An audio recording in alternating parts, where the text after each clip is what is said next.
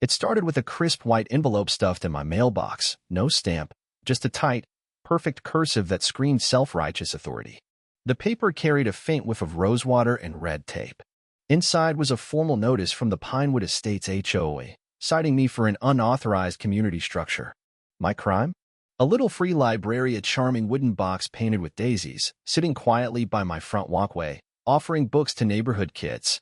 The notice was signed with a flourish by Linda Harper, HOA president, a woman known for her manicured lawn and her trio of yappy chihuahuas named Duke. For 6 months, my library had been a hit. Kids swapped comic books for mysteries, and old Mr. Thompson, a retired history professor, once thanked me for a dog-eared copy of The Great Gatsby. But Linda saw it as a threat to her pristine vision of Pinewood. The letter demanded that I remove it within 72 hours or face fines. I stood there, stunned, the paper trembling in my hand. This wasn't just about a book box, it was personal. I posted a photo of the notice on the neighborhood's Facebook group, and the response was instant. "She's targeting you," one neighbor wrote. "My kids love that library," another chimed in. Someone even quipped, "Is Linda allergic to reading?" The outrage fueled me, but Linda wasn't backing down. The next day, she marched to my door, clipboard in hand, wearing a sun hat like she was inspecting a royal garden. "This structure violates community guidelines," she said, eyeing my library like it was a junkyard heap. "No unapproved fixtures within 10 feet of public access." "Public access?" I asked. "You mean my sidewalk?" "Sidewalks are HOA jurisdiction," she snapped. "It's a safety issue. It could attract loiterers." I bit back a laugh. Loiterers? In Pinewood, where the biggest crime was an untended dandelion. "Linda, it's for kids," I said. Her smile tightened. "Rules don't bend for sentiment." She turned on her heels, leaving a cloud of rosewater and control in her wake. Over the next 2 days, 3 more notices arrived, each sterner, threatening legal action. Neighbors rallied, some offered to start a petition, others dropped off cookies for moral support. But I didn't need sweets, I needed a plan. Digging into the HOA's 90-page bylaws, I found a gem in Section 12.4.8. Structures under 4 cubic feet for public benefit could be exempt with board approval. My library measured 3.7 cubic feet. I sent the board a detailed email with measurements and a diagram. No reply. I followed up twice. Silence. Then I learned the truth. Linda was the board. The other members hadn't shown up to meetings in years, leaving her as the sole dictator of Pinewood's rules. That's when I decided to go big. If Linda wanted my library gone, I'd give her something worth fighting over. I called my brother-in-law, a contractor, and asked, "How much lumber do you have?" He laughed. "Enough for a shed." "What?" I grinned. "I'm building a public library on my lawn." Within days, my front yard transformed into the Pinewood People's Library. For sturdy bookshelves, weatherproofed and bolted into the ground, formed a cozy square around a hand-painted sign, "Readers welcome, all ages." I added folding chairs, string lights in the trees, and a laminated sign-up sheet for library cards just for fun. Kids biked over after school, seniors sipped coffee in the morning, and teens lounged with graphic novels. The community loved it. Linda, however, acted like I'd built a casino. She stapled a new notice to a tree by my library. "This lawn installation violates Aesthetic Ordinance 10.2. Then came her masterpiece, a laminated literacy moratorium slipped into every mailbox, banning unauthorized reading stations due to noise, litter, and unregulated gatherings. A neighbor dubbed her the Czar of Shel Silverstein. Linda held an emergency HOA meeting in her driveway, perched on a folding chair like a queen, warning a handful of residents about uncontrolled literacy, threatening property values. When pressed for evidence, she showed blurry photos of kids reading near a spilled juice box and a dog sniffing a copy of Charlotte's Web. "This is moral decay," she declared. The neighborhood fought back. Parents organized a read-in rebellion on my lawn, reading aloud in protest while a bubble machine whirred. Linda sat on her porch.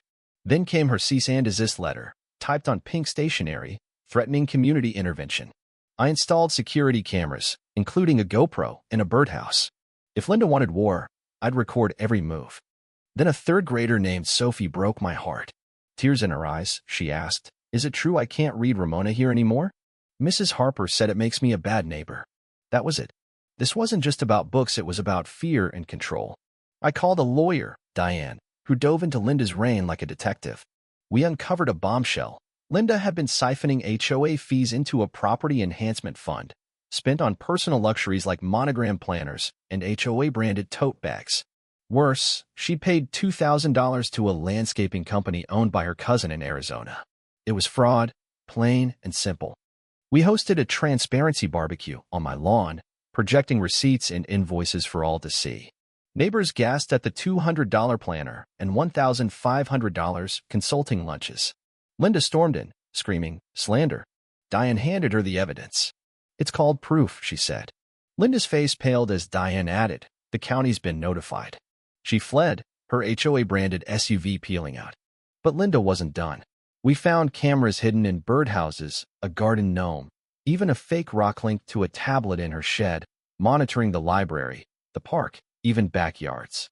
Diane filed a restraining order and sent evidence to the district attorney. The local paper ran a headline, "HOA Chief to NSA, Pinewood President Caught Spying." Linda claimed it was for wildlife research, but no one bought her sparrows by porches excuse. Her next move? Running for city council, promising clean streets, quiet yards, no books.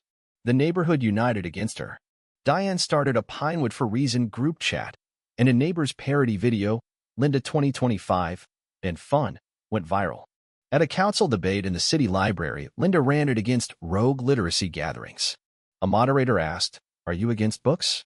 She doubled down, "I'm against disorder. Books cause it." The room went silent. A rival candidate deadpanned, "Ma'am, this is a library." The clip exploded online. Linda's campaign tanked. She got 15 votes out of 2,500. Her concession post read, "The world isn't ready for true order." A neighbor commented, "Order? You mean book bans?" She deleted her account. But her final act was her wildest. Piles of sawdust appeared around my library's shelves. My brother-in-law spotted termite damage, deliberate sabotage. The pest control bill was $1,400, but the technician dropped a bombshell. Linda had listed my library as an HOA asset for insurance, likely to claim credit if it succeeded. Her policy covered the repairs, and when I filed a claim, her premium spiked. She'd paid for my library's upgrade. The community reveled in the irony. We added metal-lined shelves and a message board with a note, "Books are tough. So are we." Linda's last stand came at a city literacy event. As the founding HOA representative, she was asked to read a page from Rosie the Resilient Rake, the book she'd tried to ban. Under a crowd's gaze, she choked out, "Rosie was brave and kind." The applause was deafening, more for the irony than her performance. She fled, clutching the book like it burned. Linda moved away soon after. Her house was bought by a couple who built a second little library, shaped like a treehouse. They named their dogs Rosie and Max. Pinewood's new HOA president, Maria, a retired librarian, passed a Literacy Protection Act, enshrining the library as a community treasure. A bronze plaque now reads, "Pinewood Public Lawn Library, protected by law, loved by all, feared by one."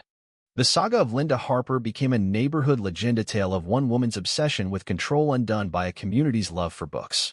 Her birdhouses, her termites, her puppet panic all backfired spectacularly. Today, kids read under string lights, and neighbors wave as they borrow novels. The library stands, a quiet rebellion that won. What do you think about Linda's actions? Have you ever faced a bully like her in your community? Share your thoughts below, especially on how far someone should go to fight injustice or stand up to power. Let's hear your stance.